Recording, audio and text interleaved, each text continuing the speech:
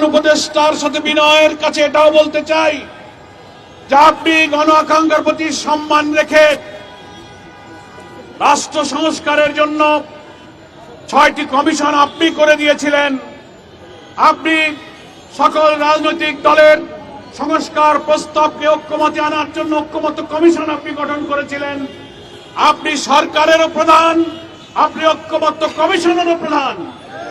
ঐক্যমত্য কমিশন দীর্ঘ কয় মাস চেষ্টা করে জামাত সহ সকল রাজনৈতিক দলের চেষ্টায় জুলাই সনদ যা তৈরি করা হয়েছে সেই সংস্কার প্রস্তাব বাস্তবায়নের দায়িত্ব ঐক্যমত্য কমিশনের প্রধান হিসেবে, সরকারের প্রধান হিসেবে আপনার কাছে সেগুলো পেশ করা হয়েছে।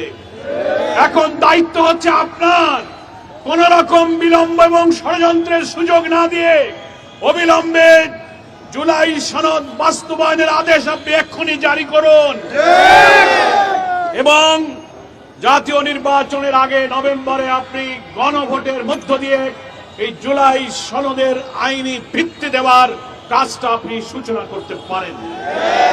যদি আপনি তা না করেন তাহলে আপনি জনগণের আকাঙ্ক্ষা পূরণের জন্য আপনি যে সম্মান অর্জন করেছেন এই দায়িত্ব আপনার, ফলে এটা আপনি করতে না পারলে আপনার মর্যাদাকে আপনি নষ্ট করবেন। আপনার মর্যাদা, আপনার সম্মানকে অক্ষুণ্ণ রাখার প্রয়োজনে আপনি রাজনৈতিক দলকে এক টেবিলে বসার জন্য আহ্বান জানিয়েছেন। আমরা জামাত ইসলামীর পক্ষ থেকে আগেই ঘোষণা করেছি আমরা প্রস্তুত রাজনৈতিক সংকট নিরসনে আমরা এক টেবিলে বসবো, কিন্তু সেখানে সরকারকে মধ্যস্থতার দায়িত্ব পালন করতে হবে। খেলায় দুটো দল থাকে কিন্তু একজন রেফারি লাগে, নাকি বলেন? আপনি রেফারির দায়িত্ব পালন করুন।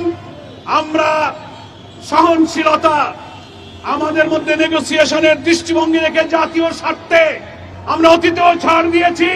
প্রয়োজনে সকলে ঐক্যমত্য হলে আমরা বৃহত্তর ঐক্যের মধ্য দিয়ে নির্বাচনকে ফেব্রুয়ারিতে সুষ্ঠু করতে চাই। কিন্তু আমরা সকল উপদেষ্টা নিরপেক্ষ ভূমিকা চাই।